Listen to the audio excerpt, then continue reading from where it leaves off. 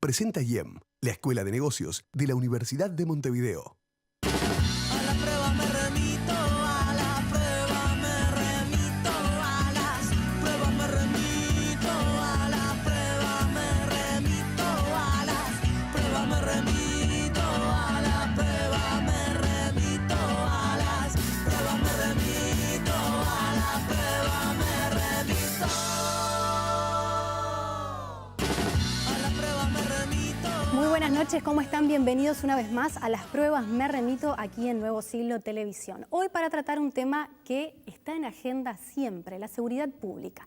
Pero en los últimos días el presidente Tabaré Vázquez habló de acordar y alcanzar políticas de Estado junto a la oposición. ¿Para qué? Para revertir la inseguridad que parece haber dejado de ser un tema simplemente de sensación térmica. Según los datos del Ministerio del Interior, los homicidios interanualmente crecieron un 8,5%, las rapiñas casi un 2% y la violencia doméstica cerca de un 13%.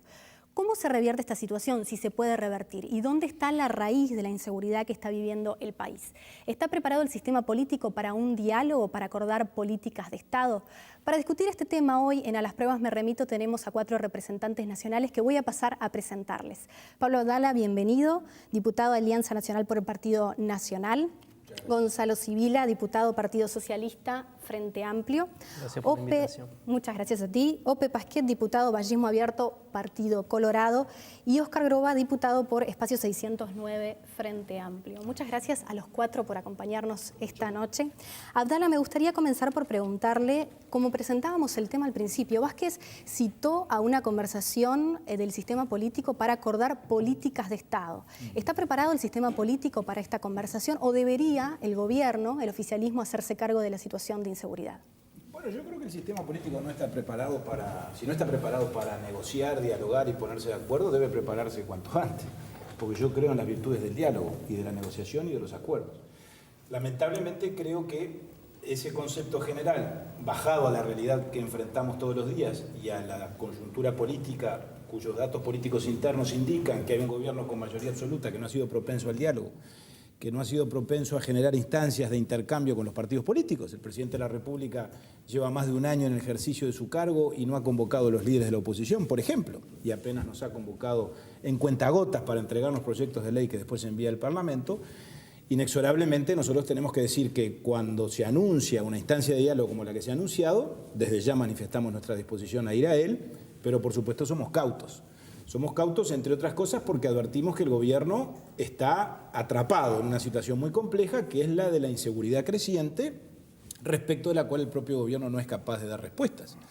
El presidente está camino a incumplir una de sus principales promesas preelectorales. El otro día en Salto, en el Consejo de Ministros, dijo que este gobierno cumplía con todas sus promesas.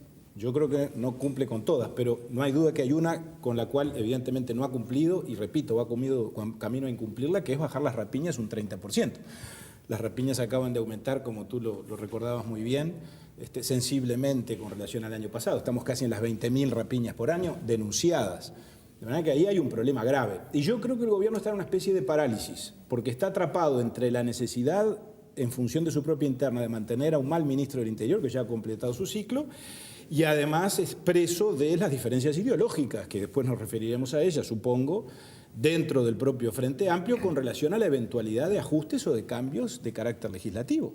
Sin ir más lejos, desde el Partido Nacional hemos propuesto modificaciones legislativas, no solo subir penas, actualizar las normas. Se nos dice que no raudamente. Ahora, sin embargo, el mismo gobierno que dice que no raudamente, después nos dice que quiere dialogar. Yo ahí veo un problema y, francamente, la expectativa de que el diálogo fructifique, creo que por lo menos habrá que demostrar. Diputado Sibila. Bien, yo creo que cuando uno tiene disposición al diálogo y cree en el diálogo, cualquier convocatoria a dialogar debería ser, en principio, bien recibida, ¿no?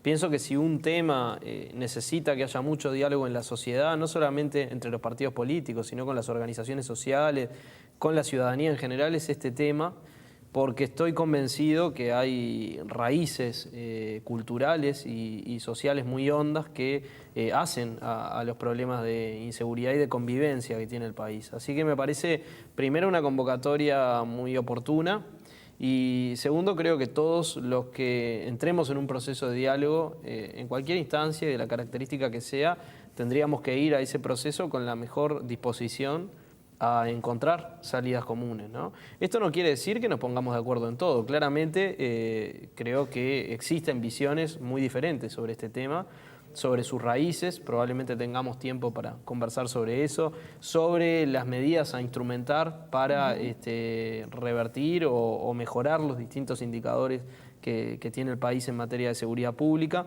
También existen visiones distintas sobre lo que se ha hecho.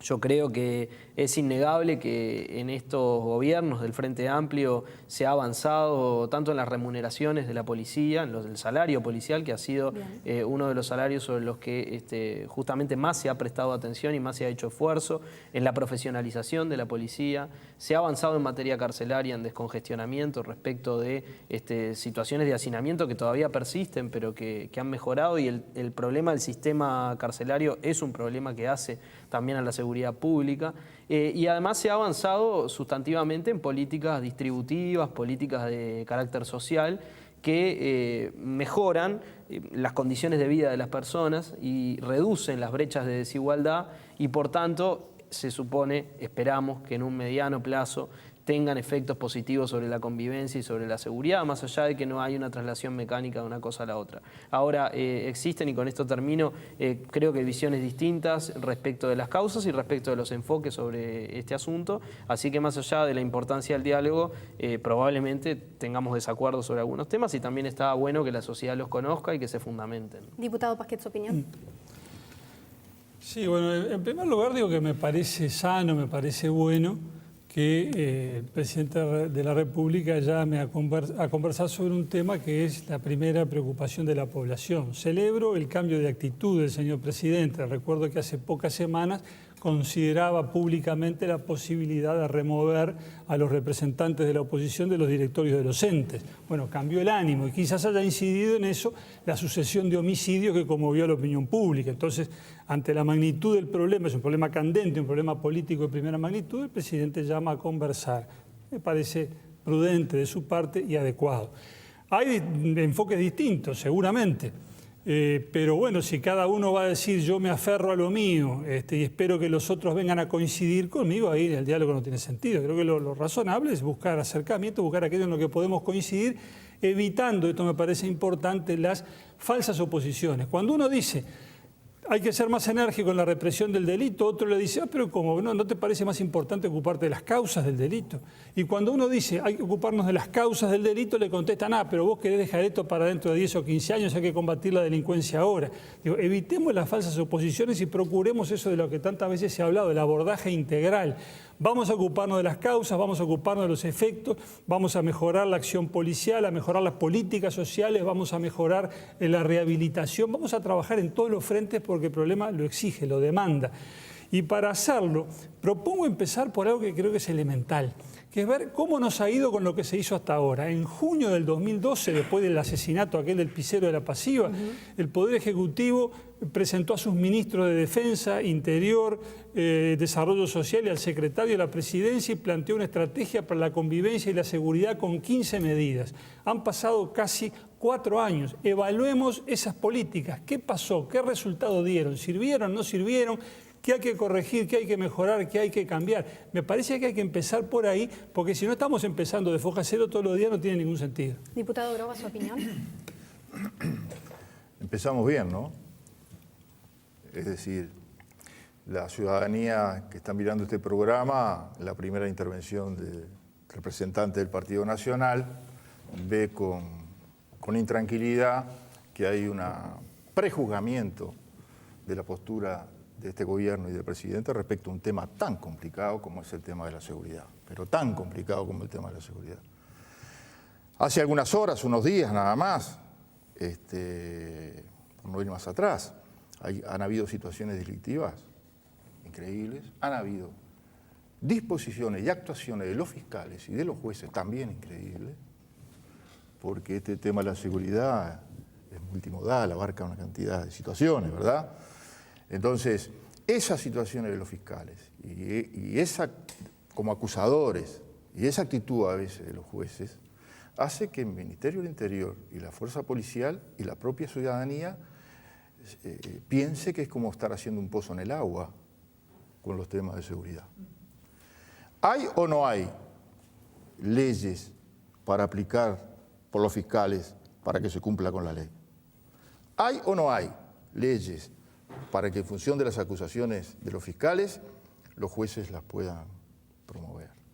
Entonces este tema es muy complejo. Entonces yo digo que si hay una propuesta de diálogo, que no es la primera en estos 15 años de gobierno del Frente Amplio, 10 años más los que vienen de gobierno del Frente Amplio, si hay una actitud de diálogo, una actitud de ver entre todos cómo podemos manejar esta situación, yo creo que empezar poniendo, con todo el respeto que me merece el colega, diputado del Partido Nacional, empezar poniendo algunos adjetivos o prejuzgando cómo va a ser el diálogo, a mí me parece que eso no está bien. Creo que debemos enfocarnos en verdaderamente políticas de Estado que permitan liquidar el tema. Repito, aquí en este país, por suerte, los dos representantes ya han estado en el gobierno y han tenido políticas también de seguridad e inversiones en su presupuesto. Por lo tanto, estamos en condiciones de ver toda la situación.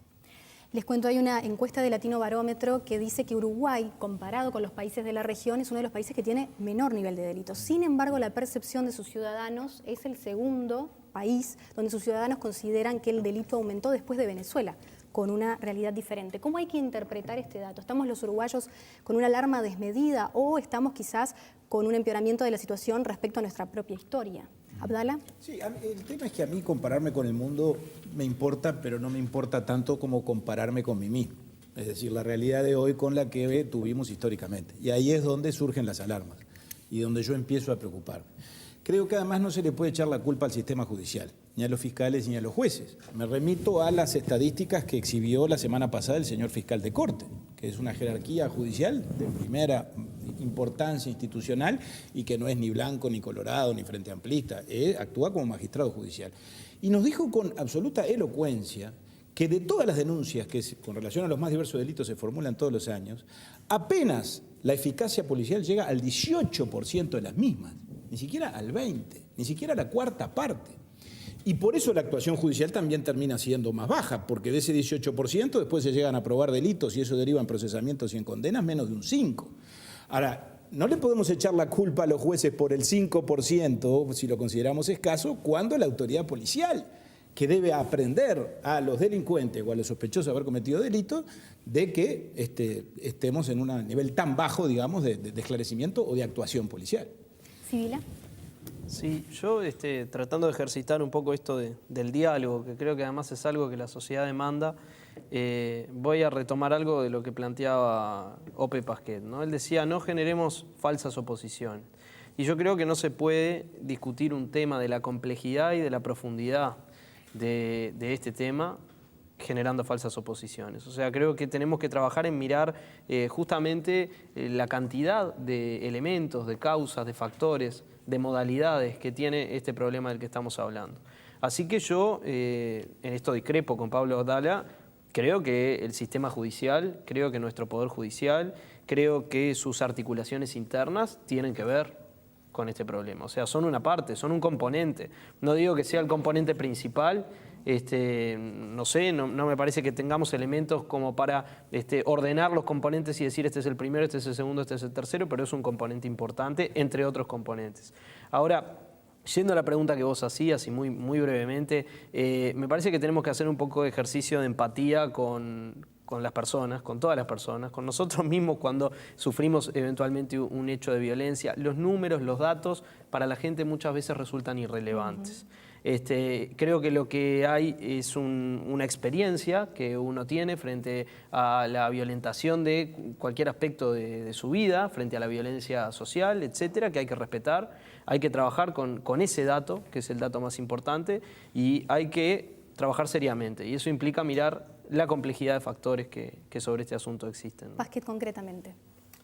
Sí, en este orden de ideas, de examinar todos los factores que producen estos resultados que nos preocupan a todos con razón, porque la gente compara con su propia situación. Y la verdad es que estamos todos preocupados. Pero digo, algunos aspectos tienen que ver con la acción policial, lo señalaba Pablo Abdala recién, creo que es válido el señalamiento, pero hay otros casos. Porque digo, aumentan los casos de violencia doméstica. Ahora, ¿es responsabilidad de la policía que aumentan los casos de violencia doméstica? ¿Tiene sentido decir, vamos a poner un policía en cada casa para prevenir esos casos? Me parece que no. Miremos por otro lado, ¿cómo están funcionando las políticas sociales? Cuando se anunció aquella estrategia para la convivencia y la seguridad, se anunció que se iban a poner en práctica varios programas sociales, algunos por el Ministerio del Interior, otros por el INAU, otros por el MIDES, otros conjuntamente, en fin. Vamos a ver qué resultados dieron. Hagamos una auditoría técnica independiente de esos programas sociales. ¿Cuál funcionó bien? ¿Cuál funcionó mal? ¿Qué necesitan? ¿Qué recursos se pueden aplicar? ¿Qué es lo que hay que corregir? Pero vamos a revisar lo hecho, insisto con la idea inicial, porque si no estamos partiendo de cero todos los días. ¿Groba su opinión? Sí, yo coincido con el diputado Ope Pasquer respecto a la preocupación que tiene sobre estos temas. Creo que hay que seguir insistiendo en la necesidad de la aplicación y la buena aplicación de las políticas públicas. Uruguay tenía 40% de pobreza, 5% de indigencia, una propensión al hábito de trabajo que no existía, una propensión al hábito de estudio que no existía, y es un dato de la realidad. Entonces hay que generar todas unas políticas sociales, como bien dice el diputado Ope Pasquer, a los efectos de que eso que yo considero que puede ser una de las causas, sin hábito de trabajo, sin hábito de estudio, ¿qué queda? Vincularlas, enriquecer esas políticas sociales para tratar de, uno de los elementos, irlos resolviendo. El tema de la policía, y bueno, ha habido un cambio en la policía. Ha habido un cambio desde el punto de vista tecnológico, desde el punto de vista de la cabeza de policía. Hoy es más guardia civil que policía, y eso es un saludo de toda la sociedad, me parece importante de reconocer, y un esfuerzo muy grande. Simplemente lo que yo hice hincapié en el entendido de fiscal y de juez es algo público, hay videos y la gente no lo entiende, no lo comprende, y yo creo que ahí también hay que hacer hincapié. Mucho para discutir, mucho para analizar. Los invito a ir a la primera pausa y ya seguimos con más A las Pruebas Me Remito.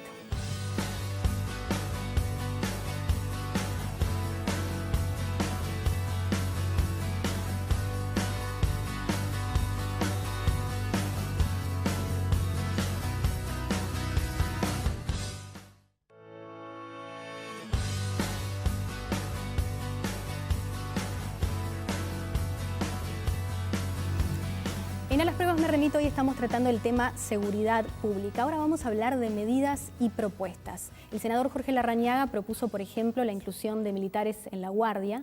También se habló sobre las penas y extenderlas o dónde hay que hacer el énfasis. Sibila, ¿dónde hay que tratar, dónde hay que hacer el énfasis ahora con las medidas?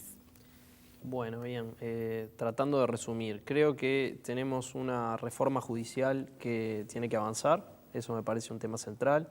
Creo que hay que seguir trabajando en la profesionalización de la policía, en el mejoramiento de sus remuneraciones, en el mejoramiento de su formación.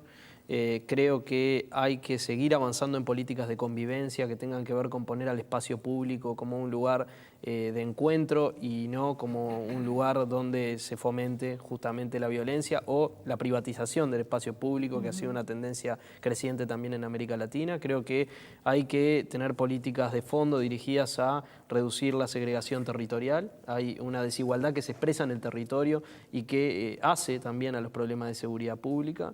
Y creo que tenemos que trabajar arduamente en los temas vinculados a la distribución de la riqueza y del ingreso, en los cuales está trabajando el Uruguay, pero tiene que profundizar sus políticas y también sus abordajes de políticas sociales en un concepto amplio, integral de la seguridad pública. Pasquet, ¿medidas y propuestas? Sí, yo por supuesto que apoyo la idea del abordaje integral, de que se tomen en cuenta todos los aspectos. Eso implica, por ejemplo, acelerar la puesta en vigencia del nuevo Código del Proceso Penal. Ese es todo un capítulo del tema, me parece importantísimo. Políticas sociales, evaluar lo hecho para no empezar de cero, ver qué funcionó y qué no, y corregir y actuar ahí. Las políticas sociales que actúan sobre el delito. Digo, el delito que se está cometiendo hoy lo enfrentamos con el 911, pero el delito que se va a venir lo tenemos que empezar a combatir en los centros CAIF. Eso es otra cosa. Pero además, para hacer frente a la emergencia ya ahora, tengamos en cuenta lo que decía los otros días un fiscal penal con mucha experiencia, el doctor Subía. Acá es muy fácil que el que cometió delito salga en libertad nuevamente, ni siquiera pase un día entre rejas. Revisemos los mecanismos del procesamiento sin prisión. 40% de los procesados son procesados sin prisión. Evaluemos la libertad condicional, eso merece todo un desarrollo también. Evaluemos las salidas transitorias. Eso se puede hacer ahora. Eso es mucho más rápido que revisar todo el código, o poner en práctica el nuevo Código del Proceso Penal, y me parece que es una de esas respuestas urgentes que la situación demanda. Groba. Nuevo Código de Proceso Penal, me parece, y la implementación creo que es un elemento fundamental en el cual en las comisiones correspondientes se trabajó muchísimo, todos los sectores están trabajando muchísimo y esperemos que se pueda aplicar de la mejor manera, y creo que todos los sectores estamos en condiciones de ayudar para que se aplique. Yo insisto en una cosa, porque la sociedad lo ve así, lo entiende, y nosotros también lo padecemos. Ope Pasquet decía recién de cómo se encara los juicios o cómo entiende la justicia que debe encarar la relación con los delincuentes. Lo acabo de decir. A mí me afectó muchísimo el tema que insisto yo con reafirmar, y seguramente la sociedad también lo vivió, donde por ese delito que todos vimos que fue horrible, que fue espantoso, resulta que vamos a comenzar por aplicar lo que ya hay, aplicarlo bien. Resulta que quienes hicieron ese atropello brutal, que no lastimaron más al señor de casualidad, hoy tengo una prisión domiciliaria con unas horas nada más de cárcel, y que el resto haya quedado liberado y el menor haya ido orinado. Yo creo que los fiscales deben transformarse en acusadores y deben sentir que la sociedad quiere que se implemente lo que ya hay. Pero lo de fondo, lo que decía el diputado Sibila, lo que decía el diputado Pasquet, y para eso vamos todos a trabajar. Abdala. Sí, yo creo que acá, como en tantos temas, hay que distinguir entre lo importante y lo urgente. En lo importante seguramente todos coincidimos. Desde luego las políticas sociales, las causas hondas del delito. Respecto de eso creo que tendríamos que ver si lo que se ha hecho en los últimos tiempos ha sido eficaz.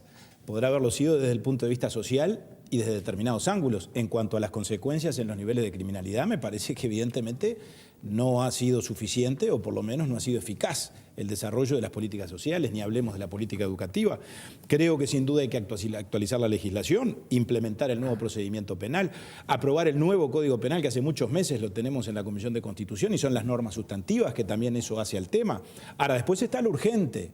Lo urgente es, a la luz del incremento enorme que hemos tenido con relación a los delitos con violencia en los últimos tiempos, y cuando digo los últimos tiempos digo las últimas semanas, hay que tomar medidas urgentes. Muchas de ellas son de carácter legislativo, las que proponía el senador Larrañaga, que implican actualizar las normas, no solo subir penas. Eso es reducir el debate. Nosotros estamos proponiendo algo bastante más complejo.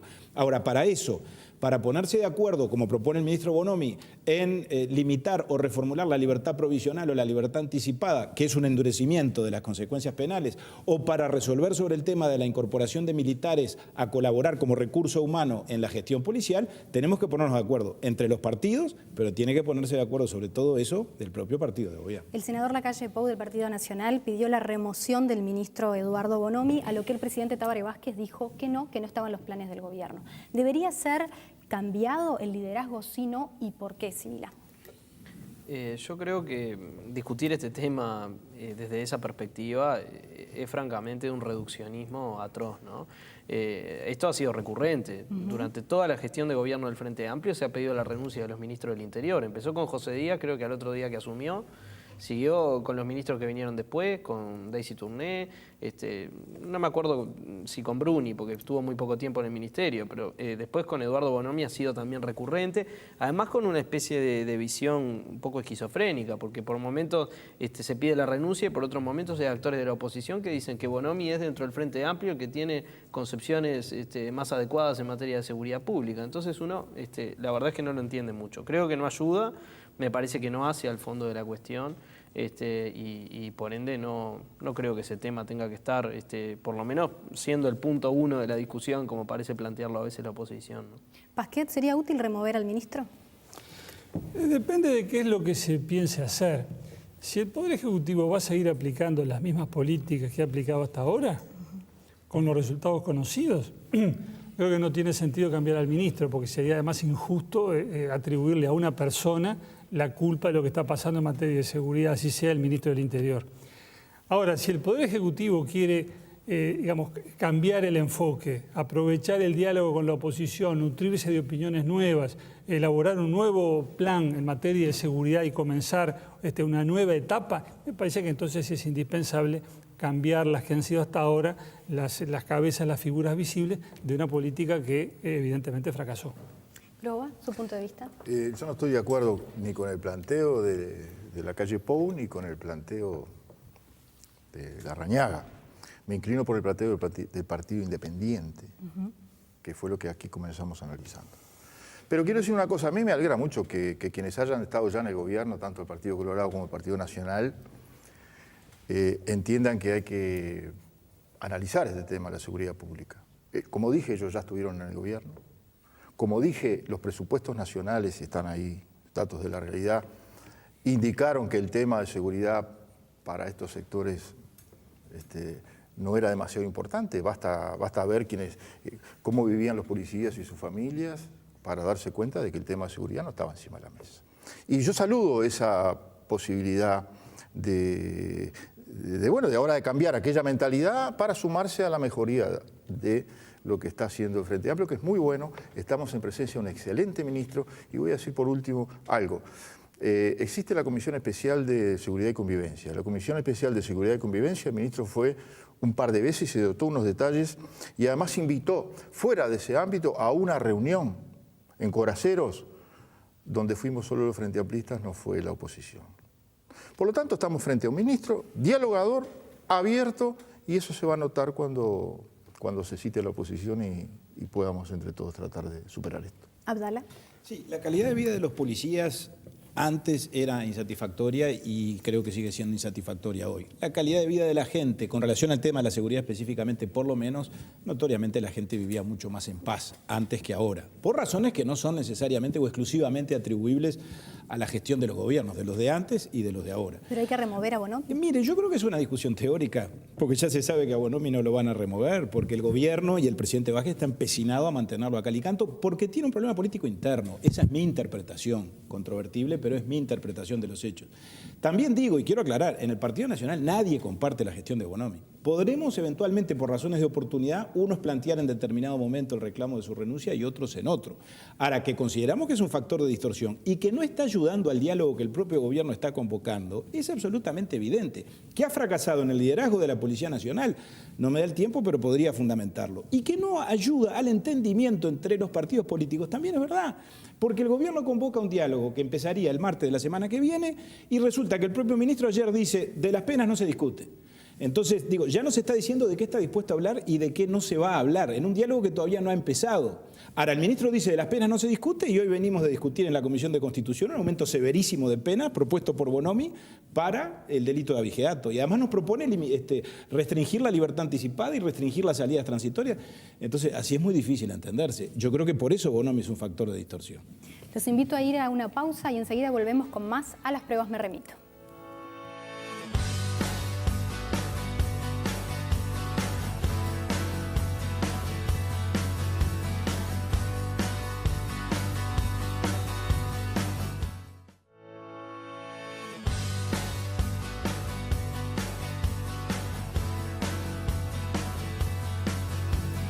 Hoy en A las Pruebas Me Remito debatimos sobre seguridad pública. ¿Dónde están los temas? ¿Cuáles son las propuestas que hay que traer sobre la mesa?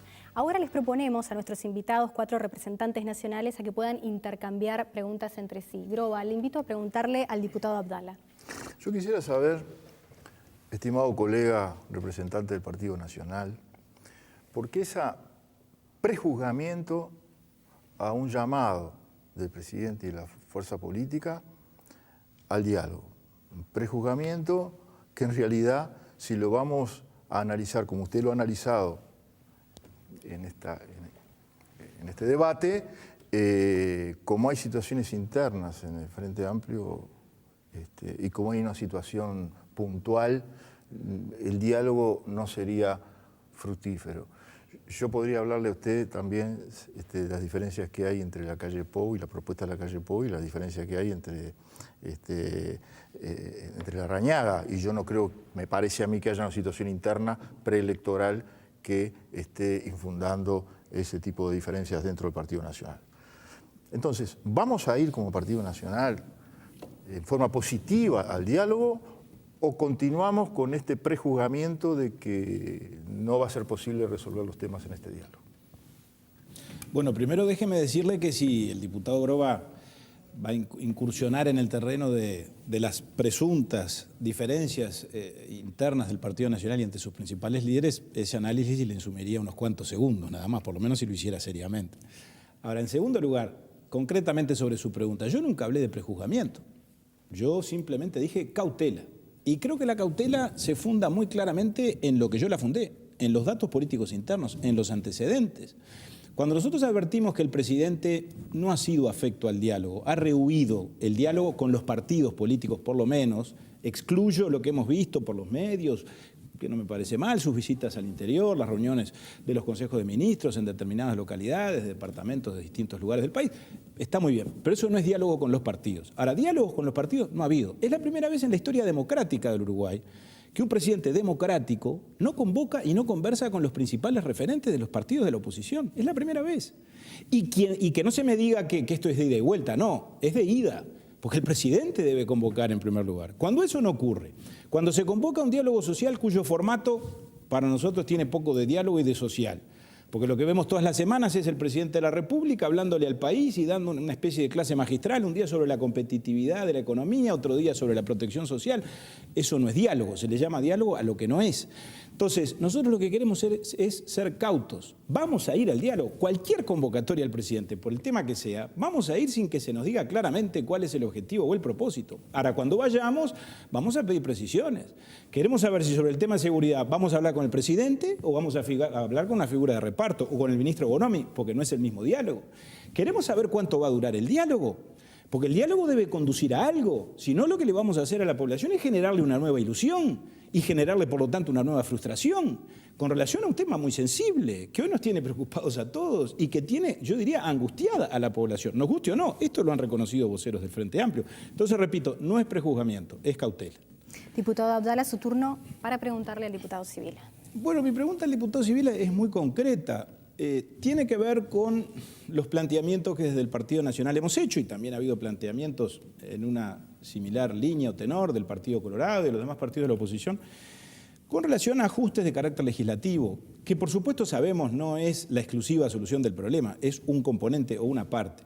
Nosotros nunca hemos propuesto solamente o exclusivamente aumentar penas. Estamos proponiendo revisar penas en determinadas circunstancias o con relación a determinados delitos, pero estamos proponiendo actualizar la legislación.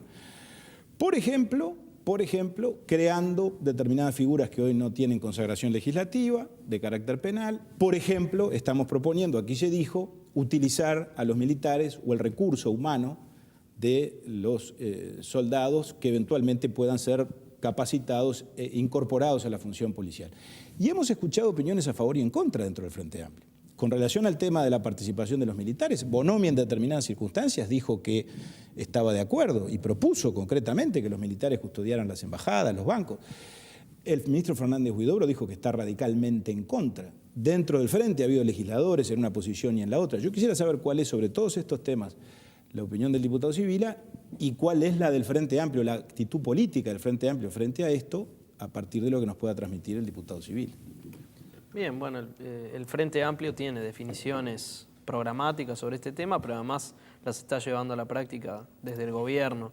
Obviamente no nos negamos a discutir ninguna medida, en particular discutir la revisión de la legislación, la actualización de la legislación. Si esa es una tarea que se emprende con una mirada global, digamos, nos parece que está bien, que la podemos encarar juntos. Lo que no estamos de acuerdo es con este planteo reduccionista de inflación penal, digamos, ¿no? Que una y otra vez aparece como si fuera la llave mágica a los problemas de seguridad, cuando además hay evidencia, y hay evidencia internacional, de que no funciona, ¿no? Inflar penas no es una salida, no resuelve los problemas de seguridad, eso está absolutamente demostrado. De la misma manera que creemos que militarizar la policía sería un error. Hay entrenamiento, formaciones, estilos de trabajo distintos entre las Fuerzas Armadas y la policía. La policía tiene una especificidad en su trabajo. Nosotros creemos que hay que profesionalizarla, y profesionalizarla no es sustituirla por otro actor. Nos parece que incluso desde el punto de vista de la jerarquización de la función policial, esta no es una buena medida. Cada uno a lo suyo, hay una especificidad, hay una formación dedicada a tareas que son diferentes, y no nos parece que eso fortalezca a los cuerpos policiales ni a las políticas de seguridad en el país. Y en ese sentido, frente a la pregunta de cuál es mi posición, no compartimos esa estrategia, esa visión de que militarizando la policía o incorporando efectivos militares a la función policial se pueda contribuir a resolver los problemas de seguridad pública.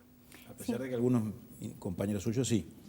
Sí, puede ser, podemos pensar, tener matices en algunos puntos de vista, visiones diferentes, sin duda, pero preguntado sobre mi punto de vista, no comparto esa estrategia. Sibila, su turno de preguntarle al diputado Pasquet. Bien, yo voy a hacer una pregunta sin segunda intención, digamos. Creo que Ope Pasquet es un colega que realmente aporta, es un colega muy inteligente, que en general nos aporta a todos en sus reflexiones. Y hay un problema que a mí me preocupa mucho y sobre el cual no tendría tampoco una solución perfecta ni una respuesta perfecta, y que me parece que es importante que conversemos, que es la relación entre la desigualdad y la violencia.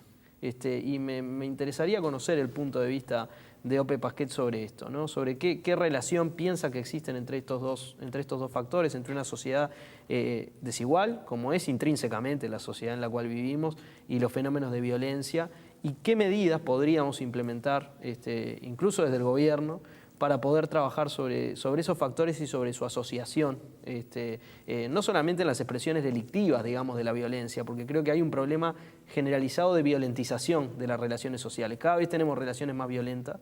Me parece que eso es un dato de la realidad, uno lo vive en distintos ámbitos, y realmente creo que deberíamos preocuparnos por eso, y la pregunta es cómo piensa él esa relación y cómo podríamos abordarla. Yo sé que hay quienes estiman que hay una relación directa entre desigualdad y violencia, desigualdad y delito. Creo que es una línea de reflexión, de investigación que hay que tener en cuenta. Y tener en cuenta los datos de la realidad nacional, que muestran un índice Gini que en los últimos años ha ido en descenso, es decir, estamos yendo hacia una mayor igualdad, términos acotados relativos, pero digo, ese es el sentido de la evolución, que me parece positivo, está muy bien eso, pero desgraciadamente eso no va de la mano con una caída en el delito, al contrario. En todos estos años, en los últimos 10 años hemos tenido mejoramiento de la situación material y, sin embargo, mayor número de delitos. Y en el tiempo más reciente, los últimos 2 o 3 años, caída del Gini, pero además más delitos, ya que el tema es bien complejo y no es de corto plazo. Ahora, en el plano de las medidas de largo plazo, yo creo que la gran respuesta frente a la desigualdad, antes que los impuestos o la redistribución del ingreso, que eso hay que hacerlo, me parece a mí, por la vía del gasto, pero la gran respuesta que la sociedad nos está demandando, y es el gran debe, a mi juicio, del Uruguay con su sociedad, es la educación.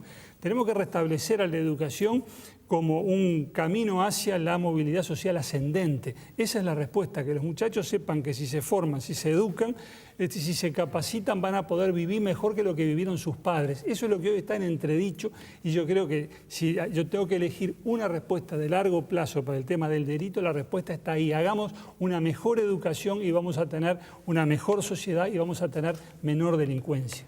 Pasquet, su pregunta para Groba.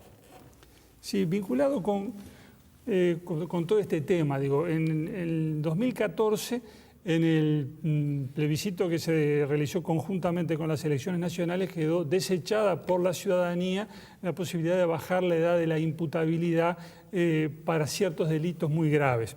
Nosotros pensamos que lo que la gente resuelve en plebiscito debe ser respetado, nos guste o no, así que ese debate para nosotros terminó.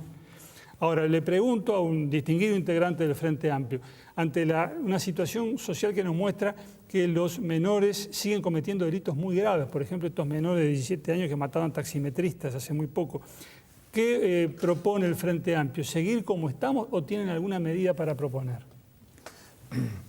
En primer lugar, quiero decir que como bien lo dice estimado colega diputado Ope Pasquet, es un tema que ya lo saldó la ciudadanía, total libertad. Pero ¿hay o no hay penas para los menores de edad? ¿Hay o no hay un seguimiento de la delincuencia en la minoridad?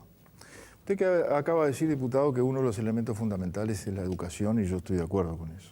Es decir, estoy de acuerdo con eso porque creo que los que estamos acá lo vivimos. Nacimos en un país con hábitos de trabajo, nacimos en un país con hábitos de estudio, nacimos en un país donde en la vereda dejábamos la puerta abierta, y esos son hábitos culturales y valores que se perdieron. Entonces a mí me parece que endurecer las penas para el adolescente, aunque en este caso yo creo que perfectamente el sistema judicial puede aplicar la pena correspondiente, creo que el camino de endurecerlas no es el verdadero camino para esto, más allá de que está cumpliendo la pena como corresponde. Yo insisto en dos cosas.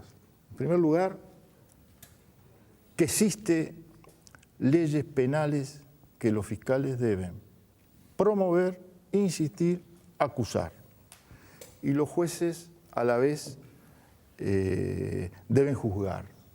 Y después, el otro elemento, lo acaba de decir el diputado Pepaqué, que yo coincido totalmente, y creo que los cuatro que estamos acá coincidimos totalmente, que hay que generar nuevamente una cultura de hábito de trabajo, de hábito de estudio, de hábito de respeto. Fíjense en un tema simplemente deportivo, el hecho de que le hayan obligado a Peñarol en el estadio poner el alambrado para poder jugar, a mí me parece un retroceso. Yo había hablado con la gente de la Mutual Uruguaya de Fútbol y los propios jugadores decían que en algunas canchas debía comenzar ahora. Si no se comienza con el mismo proceso que acaba de decir en la pregunta de Gonzalo Sibila el diputado Pepasquet, y el camino que nos queda es endurecer penas para jóvenes y adolescentes, creo que, en mi opinión, no sería el camino adecuado. Vamos a una pausa y ya volvemos con más A las Pruebas Me Remito.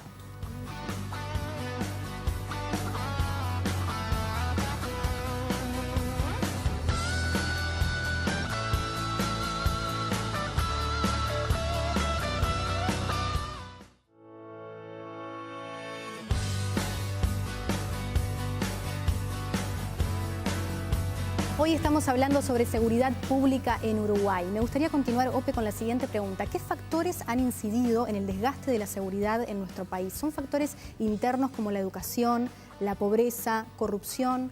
¿Son factores externos como el narcotráfico, por ejemplo? Yo creo que todo eso juega un papel.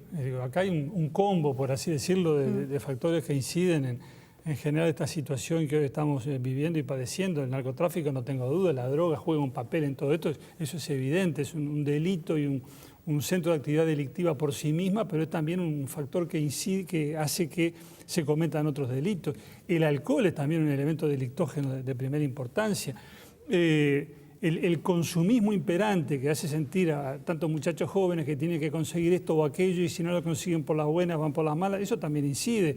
La crisis educativa juega su papel. Es decir, hay una serie de factores y creo que los factores culturales merecen especial consideración. Yo creo que hay desde hace unos años un cierto, digamos, clima de laxismo, de permisivismo, es decir, bueno, no importa tanto cumplir con las normas, respetar al de al lado, hacer lo que se debe hacer, cumplir cada cual su trabajo, hacé la tuya, pasá lo mejor que puedas, si es por las buenas mejor, si no, bueno, en fin. Y creo que la sociedad ha ido bajando su guardia, digamos, frente a este tipo de conductas. Y creo que en eso tiene mucho que ver la descomposición de la familia, esa familia tradicional del padre y la madre viviendo juntos y criando a sus hijos, eso se nos ha venido abajo. Me parece que es clarísima la relación entre muchachos que no viven con los dos padres, o a veces no viven ni con ninguno, o viven con una madre muy joven que no fue capaz de educarlos en su momento porque ella tampoco recibió educación. Y si la familia, que es la gran formadora, no funciona bien, después no les pidamos milagros tampoco al sistema educativo. Si la familia no anda bien, la escuela no va a poder cumplir con todo. Entonces me parece que esa crisis de la familia está también en la base de todo esto que está sucediendo. ¿Grobo, su opinión? Sí, yo comparto en gran medida lo que dice el colega diputado López Pasquet. Creo que la pobreza incide en forma gravísima en la seguridad. Yo cuando dije que hace 11 años había un 40% de pobreza en el Uruguay y un 5% de indigencia, que creo que toda la población lo sufrimos, en muchos lugares se comenzó a promover el hábito del robo y de la delincuencia. Si nosotros y bueno, como dije hace un rato, ¿no? El hábito de trabajo es fundamental y el hábito de estudio también. ¿Para qué voy a ir a trabajar si resolví el tema por una semana de tal manera? Eso la población sabe que es un dato de la realidad y que ha ocurrido en nuestro país. Por lo tanto, el combate a la pobreza es muy importante, ni hablar del combate a la indigencia, ni hablar de la educación y de generar esos valores y esos hábitos de estudio y de trabajo que son, me parece que fundamentales además, y la droga. La inclusión de la pasta base en los años 90 en el Uruguay, a todo esto que yo estoy mencionando, le agregó un elemento gravísimo. Entonces, el combate a la droga, el combate a la pobreza, la insistencia con mejorar la educación en valores de hábitos de trabajo y de hábitos de estudio, son elementos fundamentales para mí, pero sí la incidencia pesa muchísimo de la pobreza y sí también la droga. Muy bien. Abdala, ¿qué factores están incidiendo en este desgaste de la seguridad pública?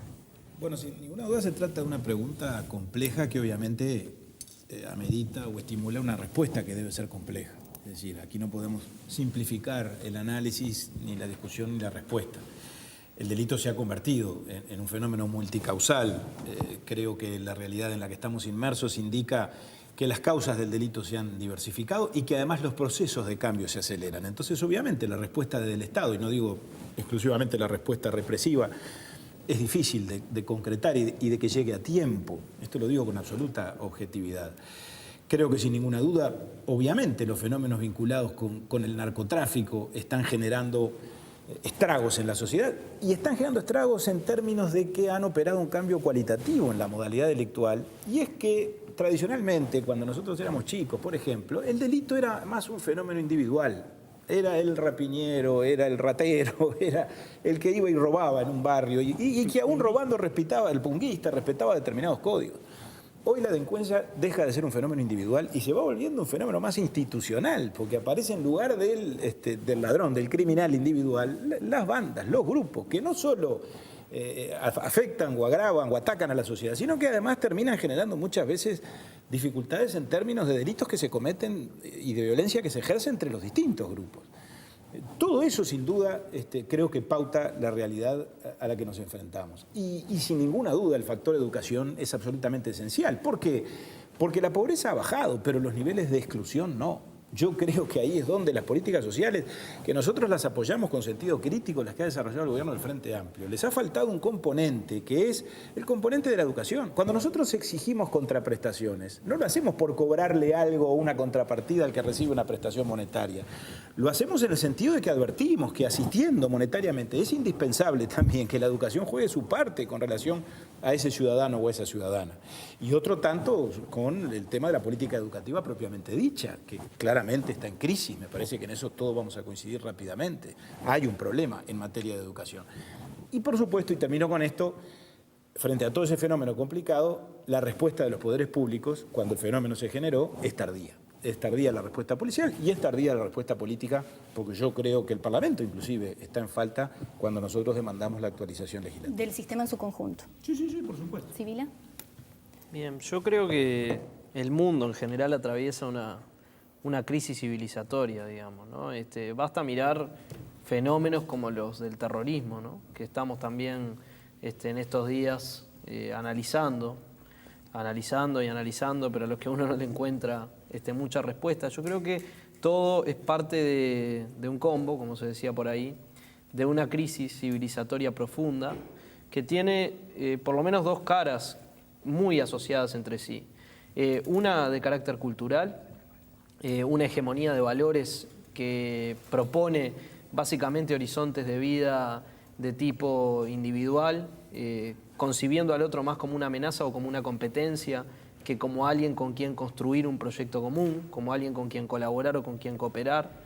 Creo que hay una cultura, y estoy hablando de los países capitalistas occidentales, digamos, una cultura crecientemente individualista, según la cual lo que vale es imponerse y competir respecto del otro.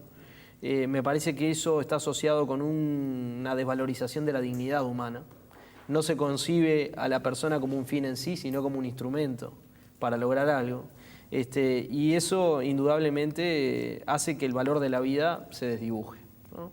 Este me parece que es un componente. El otro componente que es central es el de las desigualdades, no solamente la desigualdad económica, las desigualdades de género, que también están pesando y pesando mucho en la violentización de las relaciones domésticas, de las relaciones familiares, que no es un fenómeno de ahora, pero que ahora se visibiliza más, ¿no? Entonces creo que las desigualdades y esta cultura inmediatista, individualista, van de la mano en una realidad que cada vez genera sociedades más violentas y donde el valor de la vida decae. Entonces, lo que digo es, creo que todos nos sorprendemos por el nivel de violencia de los delitos, no solamente por el incremento que pueda haber de algunos delitos, sino por el nivel de violencia y por el nivel de violencia en las relaciones sociales en general. Me parece que a eso hay que responderle con un profundo humanismo. Si nosotros no tenemos una mirada puesta en el ser humano que reivindique la dignidad, que reivindique el valor de la vida, y si al contrario caemos en una respuesta de espiral de violencia, esto no tiene fin, digamos. El fin es que terminemos todos muertos, digamos, ¿no? Es el de una sociedad donde, en definitiva, el otro no vale nada y el sí mismo tampoco vale nada. La persona, cuando convierte su vida en un instrumento de aspiraciones individuales en oposición a los demás, también se desvaloriza. Así que creo que tenemos que tener un horizonte humanista que nos permita contrarrestar esto, lo que no quiere decir que no haya represión al delito. La tiene que haber, claramente, pero tenemos que tener una visión global que nos permita superar esta profunda crisis civilizatoria que está atravesando a todo el mundo. Un capítulo importante cuando hablamos de seguridad pública es el sistema carcelario, y una de las cosas que se cuestiona es su función o ese rol rehabilitador de los reclusos. Pasquet, ¿qué evaluación hace de cómo está funcionando el sistema carcelario en Uruguay? Mira, me parece claro que está funcionando mal, que la rehabilitación no se cumple, que es imposible que se cumpla cuando hay reclusos, como lo viene de señalar el comisionado parlamentario, el doctor Petit, que están 23 horas adentro de su celda. Así no hay rehabilitación posible. Ese es claramente un tema en el que hay que trabajar. Con las altas tasas de reincidencia que tenemos, 53% creo, tenemos que saber que la persona que hoy entra, mañana va a salir, y si no hay rehabilitación va a salir siendo una amenaza más grave para el resto de la sociedad que lo que podría ser si la rehabilitación fuera realmente eficaz. Entonces me parece que este es sin duda un tema prioritario en el que hay que trabajar, en el plano de los delincuentes mayores de edad y en el plano de los menores infractores, donde es más necesario todavía trabajar con énfasis en la rehabilitación. Y un capítulo de esto, naturalmente, es seguir luchando contra el hacinamiento carcelario. Se ha hecho en ese sentido, se ha disminuido el hacinamiento, hay que seguir haciéndolo y no hay que temerle a decir, hagamos más cárceles. Hay que hacerlo, porque si la persona tiene que ir presa porque cometió delito, tiene que ir presa. Ahora, no lo podemos poner preso donde la capacidad locativa está agotada, porque entonces no hay rehabilitación posible y generamos a la larga situaciones peores que la que encontramos en el punto de partida. Más cárceles y rehabilitación en serio. Groba, ¿cómo hay que abordar el tema cárceles? A mí me parece que en primer lugar ha habido un esfuerzo muy grande de este gobierno, pero muy grande, acompañado naturalmente también por todos los sectores políticos, de inversión edilicia en las cárceles. Y que esto contrata con inversiones anteriores de los gobiernos anteriores, en que la inversión desde el punto de vista de política carcelaria ha sido muy baja, bajísimo. Sí, y esos son datos de la realidad, no lo estoy poniendo encima de la mesa para polemizar con nadie, son datos de la realidad. En 11 años se ha hecho, respecto al sistema carcelario, inversiones muy fuertes, muy firmes, donde incluso han venido observadores y han halagado la propuesta y los cambios que han habido en el sistema carcelario. Y naturalmente que el objetivo es que el delincuente que pase por ese sistema salga con la cabeza cambiada y no con el arrastre que estamos teniendo, que toda la población sabe que a veces estar en el sistema carcelario significa que sale peor de lo que entró. Y en ese sentido yo creo que debemos todos hacer el esfuerzo para, tratando de limitar el hacinamiento, como se está limitando, bueno, ahora propender a que el individuo salga con una formación diferente. Si no, volvemos al inicio, hacemos un pozo en el agua, ¿no? Abdala, ¿es un tema de infraestructura? En parte, sí. Creo que la política penitenciaria y la política carcelaria es un componente esencial de la política de seguridad, sin ninguna duda, y está directamente asociada a ella. Quien entra a una cárcel, tenemos que partir del supuesto de que algún día va a salir, porque por suerte en el Uruguay no hay pena de muerte, y por lo tanto tenemos que trabajar para que, como decía bien el diputado Groba, no salga peor que como entró. Creo que el gobierno ha tenido aciertos y también ha tenido fallas muy severas. En cuanto a mejorar la capacidad locativa, digámosle así, o eliminar el hacinamiento, o reducirlo a nivel del sistema carcelario, se avanzó. Creo que no se ha avanzado tanto en lo que es la administración de los centros de reclusión. La semana pasada se mataron 2 reclusos en un módulo del CONCAR, un hecho que a mí me alarmó que pasara prácticamente inadvertido, sin que nos generara la más mínima sensibilidad a todos y a nuestra propia sociedad, y eso lo marco como algo grave que nos está pasando, y sin embargo no fue un hecho aislado. Yo creo que es parte de esa subcultura que hay, sin duda, en el ámbito penitenciario, que la hubo siempre, pero que ahora tiene consecuencias más graves.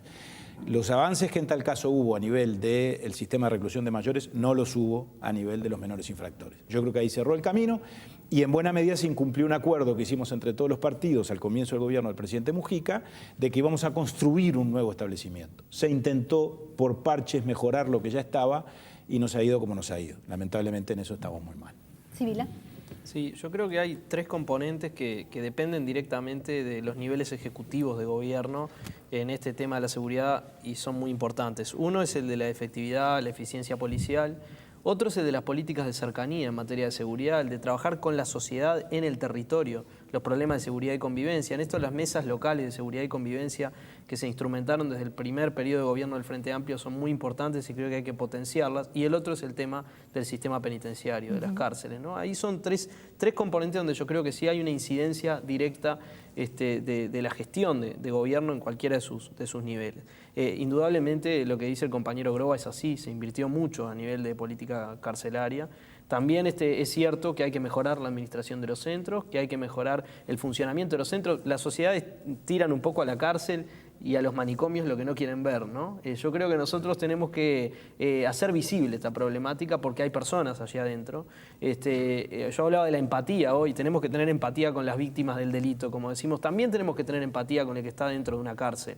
Los teólogos cristianos le llaman a eso misericordia, digamos, ¿no? Es ponerte en el lugar del otro y tratar de mirarlo desde una posición profundamente humana, porque el que está metido dentro de una cárcel va a salir de la cárcel. El Uruguay optó por un camino que es el de la rehabilitación. Cuando vos decís no hay pena de muerte y no hay cadena perpetua, es porque apostás a la rehabilitación de la gente. Tenemos que trabajar sobre la rehabilitación, creo que hay todavía mucho por hacer en ese sentido y que es una gran apuesta que tiene que ver con las políticas de seguridad y con el mejoramiento de la vida social en general. Muchas gracias a los 4. Sin lugar a dudas, un tema que da para seguir discutiendo y esperamos a la gente haberle llevado un poco más para conocer, para tener sus opiniones. Nos encontramos la próxima semana aquí en A las Pruebas Me Remito. Ahora sigan con la actualización de noticias. Nos vemos.